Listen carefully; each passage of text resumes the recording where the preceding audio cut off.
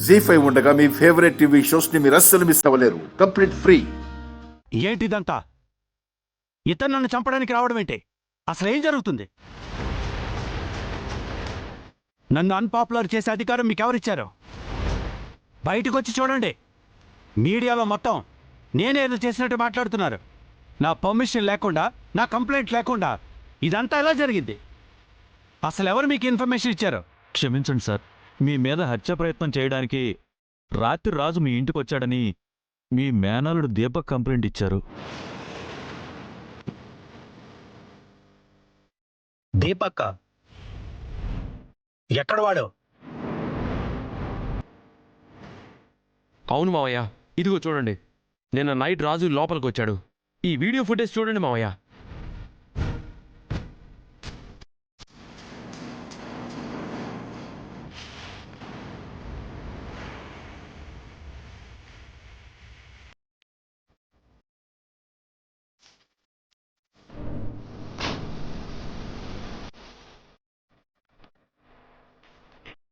నువ్వు మనిషివా పశువా?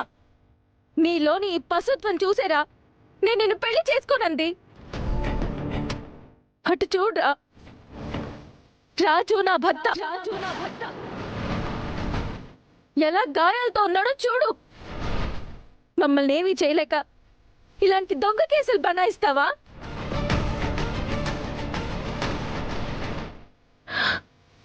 మా నాన్న కొంట్లో బాగాలేదని తెలిసి నేను చూడ్డానికి వస్తే రాజు నన్ను తీసుకెళ్ళడానికి వచ్చాడు.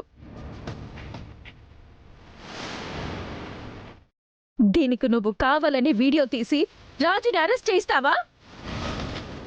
నువ్వు రాత్రి చూసిన వాడివి తాపీగా వీడియో తీస్తూ ఎందుకు కూర్చున్నావు? ఉదయం వరకు ఎందుకు ఆగావు? మూర్ఖుడా, ఇంకోసారి నా భర్త జోలికొస్తే నరికి పారేస్తాను, జాగ్రత్త.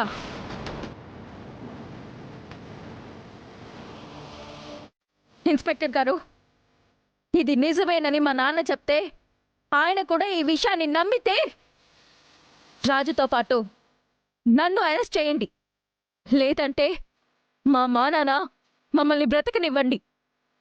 ఇన్స్పెక్టర్ గారు, ఇదంతా నేను నమ్మానని ఎవరు చెప్పారు? వీడిలాంటి మూర్ఖుడు కాదు ఈ సూర్యప్రతాప్. పోయిన వాళ్ళు పోయారనుకొని తలకడిగేసుకున్నాను.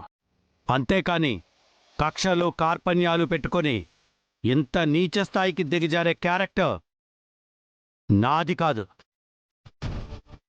అరే ఈడియట్, ముందు కేసు విత్డ్రా చేసుకో. వెళ్ళు.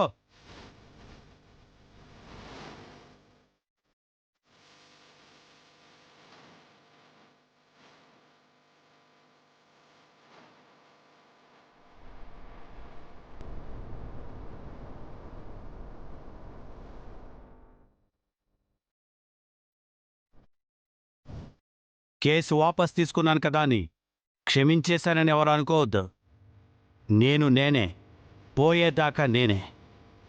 ఈ విషయంలో మార్పు రాదు.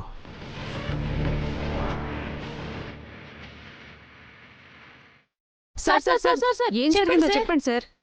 చూశారుగా, ఇందులో నా ప్రమేయం ఏం లేదు. దీపక్ పొరపాటు పడి తొందరపడి ఇచ్చిన కంప్లైంట్ ఇది. కేసు విత్డ్రా చేసుకోవడం జరిగింది. ఎవరూ నన్ను చంపడానికి రాలేదు. ఉంటాను. తప్పండి. సార్,